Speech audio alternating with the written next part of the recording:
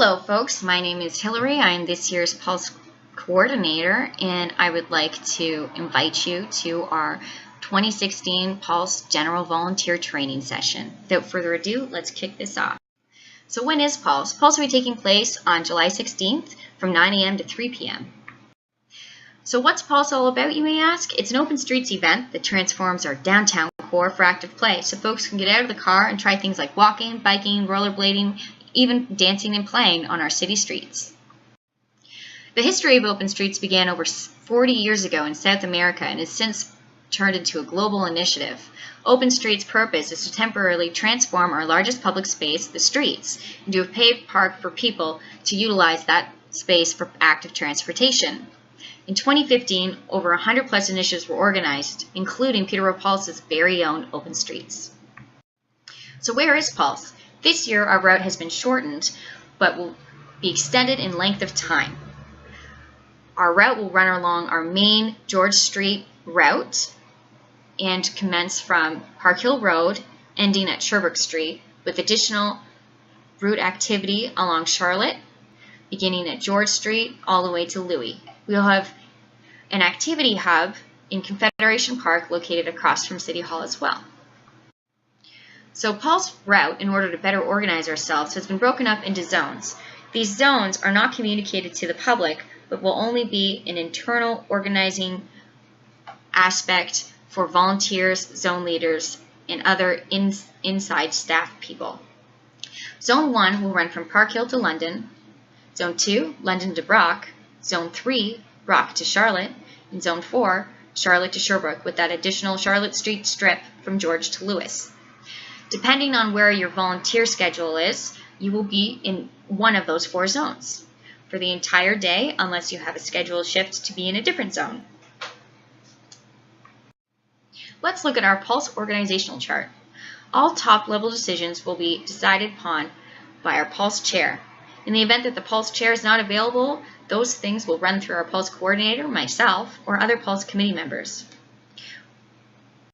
For regular, everyday event planning and event issues, those things will run through our zone leader, who will be in charge of delegating and managing their zone throughout the day. Volunteers will be able to pass messages along to their zone leader if they are not immediately within their proximity through their route rabbit, and vice versa. If a zone leader would like to remind folks about breaks, that message can run through the route rabbit, who will then, on bike, transfer said messages to all the volunteers in that zone. Let's have a better look at our Pulse organizational chart and get to know the folks behind the org chart. First, we have our Pulse chair, who is Sue Suve. She'll be in charge of any road closure, barricade, or inclement weather issues, and she will be that main contact for top-level issues. Sue also makes final decisions if the event day will continue due to weather issues or if we will have to shut things down. In the event that she's unavailable, those decisions will run through the vice chair and coordinator. Our vice chair is none other than Terry Guile. His main focus for the day will be dealing with businesses, music, and inclement weather issues. As Terry Guile is the executive director for the DBIA, he is intimately involved with all businesses in the downtown core, and that is why he will be the main contact for any business issues that may arise throughout the day. Next, we have myself, the Peterborough Pulse Coordinator. I can help out with any volunteer or activity issues throughout the day. If your zone leader is unable to help put out any said issue, I will be that person. Next, we have our Pulse committee member, Lindsay. She'll be located in the north end of the route and be able to lend a helping hand to both volunteers and zone leaders. June Kim will be our social media guru, and he will be in the downtown core for the most part, creating a buzz around social media about Pulse during, and he will also be able to help out where needed to zone leaders and volunteers alike. Joel, for the most part during setup, will be involved with tents, erecting tents for businesses. So if you have any issue with a business tent, get in touch with Joel. Tegan will be our main contact for the Charlotte Street strip, and she will be hanging out there dealing with any sort of activity waiver issues on that Charlotte Street strip. Charlotte Street strip, that's a hard one. Anyways. Now, event day communications for the most part will run through radio. So zone leaders, committee members, police, and St. John's will use radio as their primary form of communications. In the event that a zone leader is unable to contact their prospective party via radio, cell phone communications can be used as a secondary communications channel. Now let's look at the volunteer roles and responsibilities for the day. Volunteer roles are plenty, starting with volunteer leaders, zone leaders, route rabbits, and then our regular zone volunteers, who are info tent attendants, road team members, including adopted barricaders, feedback collectors, and merrymakers.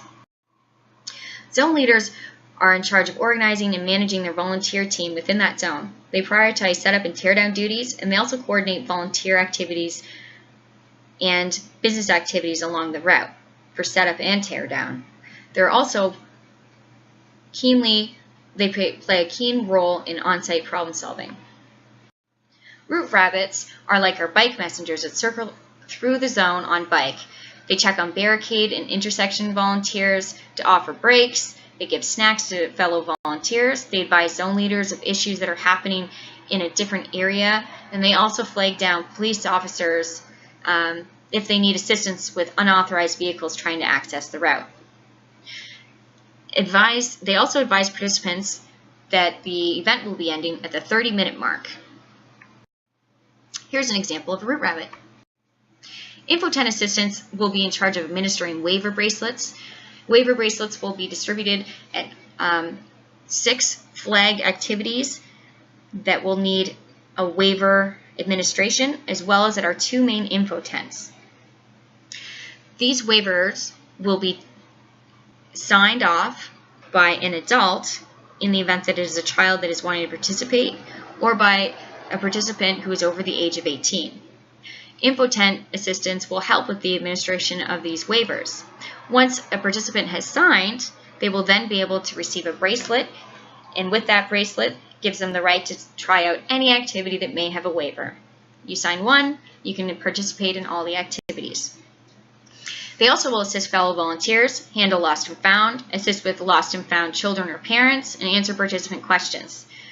Sometimes info assistants will have a dual role to fill in where no-shows as necessary. Here's an example of our info tent last year.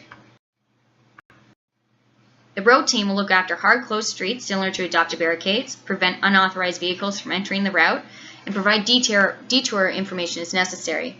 They will assist with entries and exits of authorized vehicles, and they will escort vehicles off the route until it is completely outside of the Pulse event. Greet participants as they enter and exit, and they'll also answer questions as necessary.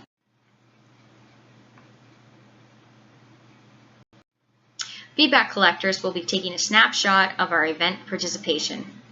They will collect feedback throughout their route and take participant counts every hour. They will gather testimonials as well, and that way, when Pulse is ended, we'll be able to use that evaluation, use that feedback, and evaluate how well our event did. Merrymakers, they're a very important role, and for the most part, their duties is to enhance the playful environment within their zone. They spread merriment and cheer while interacting with participants, and they also might be in charge of hosting a Pulse activity like pony rides. Another role for merrymakers will be to assist fellow volunteers and zone leaders and help with setup and teardown as necessary.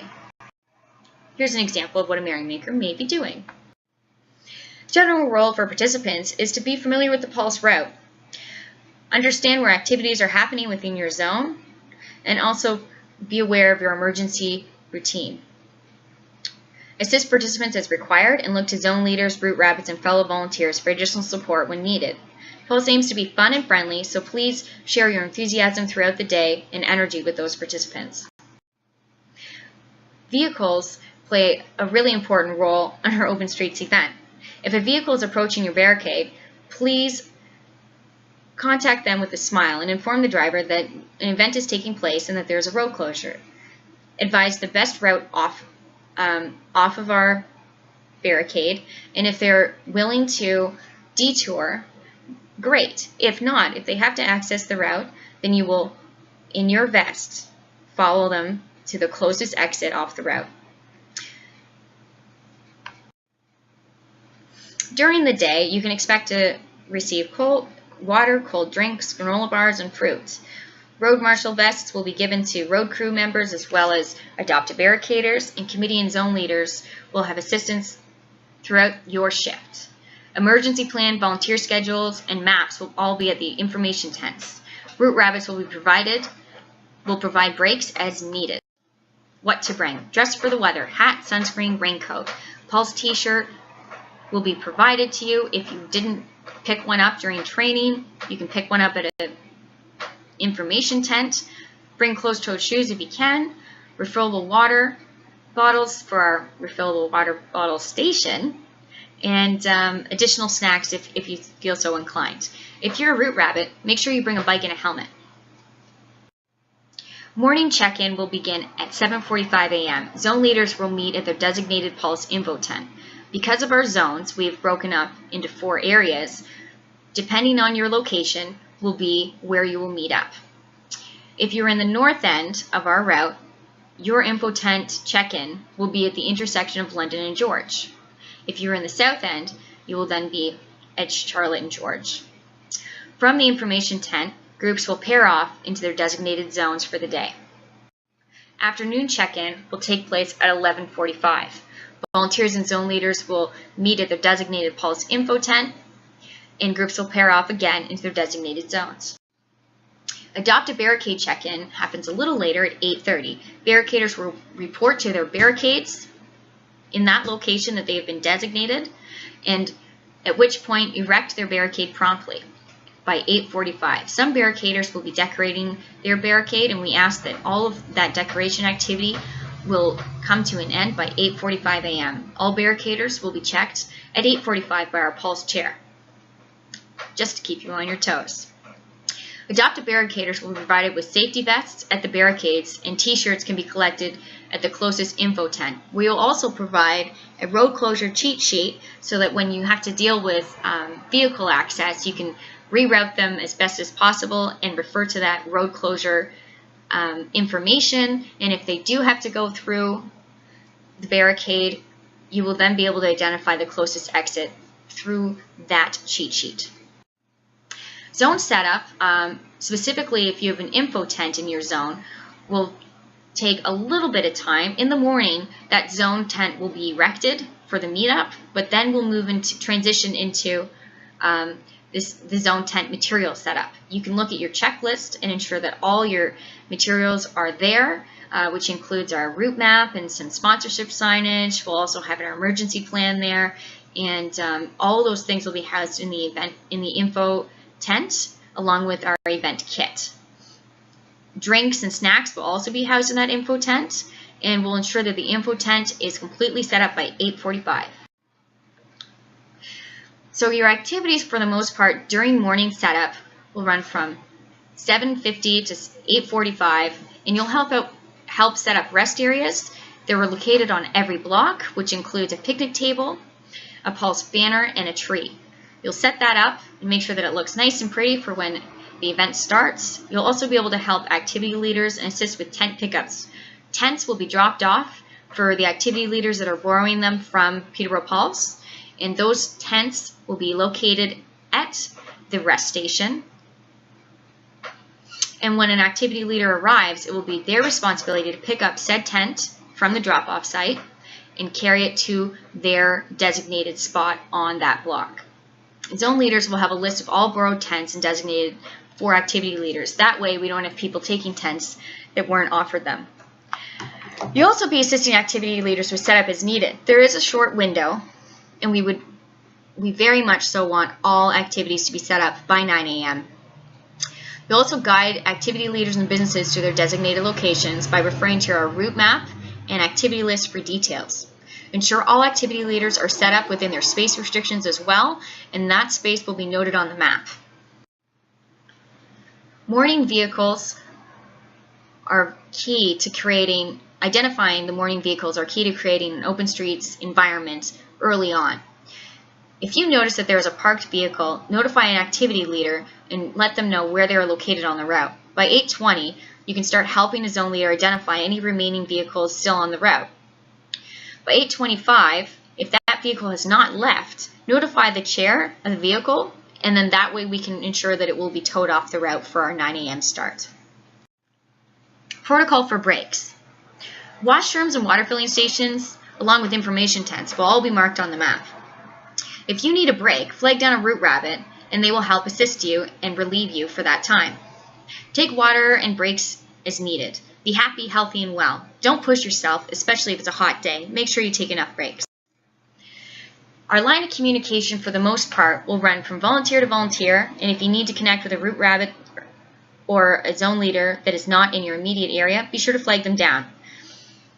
If a zone leader is out of sight, you can always go to your route rabbit to get them to pass a message along to that zone leader. Now, if there's an issue outside of a regular communications flow, the flow would be volunteer to route rabbit, zone leader to police or pulse coordinator, and then to pulse chair. So we will flow it in that order. In the event of an incident, all volunteers will be instructed to not comment on the incident to the media. So for regular communications flows, as previously touched on, it will go volunteer to route rabbit and route rabbit to zone leader, or vice versa. Pulse communications in the event of a serious issue on event day would go to the route rabbit, zone leader, police coordinator, then pulse chair. In the event of a life-threatening issue, the volunteer can disregard all communications flows and just call 911. They should also then, after calling the police, advise their zone leader of an issue or flag down a route rabbit so that the zone leader in that area or committee member is aware that there's something serious going on, and at which point the police and pulse coordinator will be informed, and then we will later inform our pulse chair. In the event of a missing person, maintain contact with the reporting person. You want to always be there with them. They could seem very frazzled and extremely emotional, so try to be as patient with them as possible.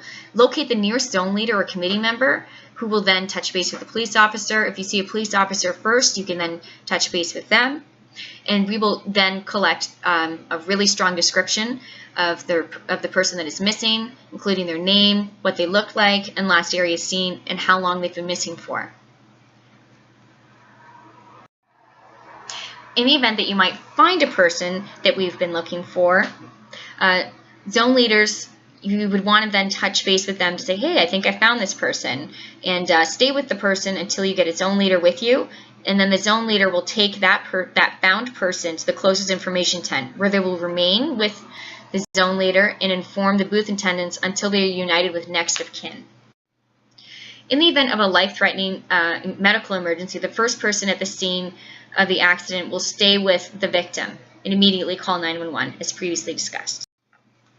Non-life-threatening medical emergencies, we advise that please do not move the victim unless absolutely necessary, and only administer first aid if you are qualified to do so. Stay with the victim at the scene of the accident, and we will notify zone leaders or route rabbits within the area to send first aid. In the event of inclement weather, like light rain, all electrical activities will be closed down. Any event that has an electrical component will be marked on the map and made available to the zone leader and committee member. If you notice that there is light rain, that is something to flag down to an activity leader to shut down the electrical component of their activity. In the event of heavy rain and lightning, all activity will stop. If a lightning storm approaches, pulse activity will commence only after the storm has cleared to its entirety. In the event of heavy wind, all tents will be taken down, and they should be taken down systematically, one after the other. If you try to take down 4 tents at once, it will not be effective enough. The best way to do it is in teams of 4, one after the other. In the event of extreme heat, pulse will continue as usual, but we'll try to encourage volunteers to stay conscious of hydration breaks and make sure that they're taking as many breaks as possible. Any animal activity will be shut down, but other than that, pulse will continue. In the event of a power outage, police will provide traffic controls at open intersections. and the event will continue as usual. Teardown will begin at 3 and end promptly at 4 p.m. when the route is opened up again to the public. At 2:30, zone leaders and route rabbits will notify participants, along with activity leaders and fellow volunteers, at the 30-minute mark before the event ends. Activity leaders will be granted vehicle access only by a committee member or zone leader, and that will happen no earlier than 3:15. We want to make sure that all of our participants are off the route before we allow vehicles to enter our route. Teardown begins with removing rest area items off the street and to be placed on the boulevard for pickup. We try to make sure that those areas are addressed first so that we don't forget them. They're on every block, those rest areas, and any items that are in the rest area zone, including trees, will be set alongside the boulevard for pickup later. If you happen to have an info tent located in your zone, you want to tear it down and set it aside for pickup along the curb as well. And collect any pulse decoration or signage within that zone. And once you have all of your items, you want to take those, once you've torn down all of those signage items, you want to take that collection and drop it off at the closest info tent for later pickup. At 3 p.m., all borrowed AL tents need to be placed on the sidewalk for later pickup. AL being activity leaders, and if activity leaders need assistance with teardown, even if it's a business, be sure to help them so that they can have a good experience in their teardown duties. Once the tent is completely dismantled, make sure that you set it off the road and on the side so that it can be picked up by the end of the event. 3:30 to 4, committee members will notify barricaders and road team whether they are able to tear down their barricade. Barricade teardown will take place systematically and progressively happen from south to north. The last barricade to be torn down will be at Park Hill Road. That way, we won't have vehicles coming in willy-nilly while we're still trying to tear down the event. Thank you for paying attention and listening to me dribble on about training. This was certainly a long training session, so I want to thank you in advance for your patience, and I look forward to seeing you guys all out on Saturday. Take care.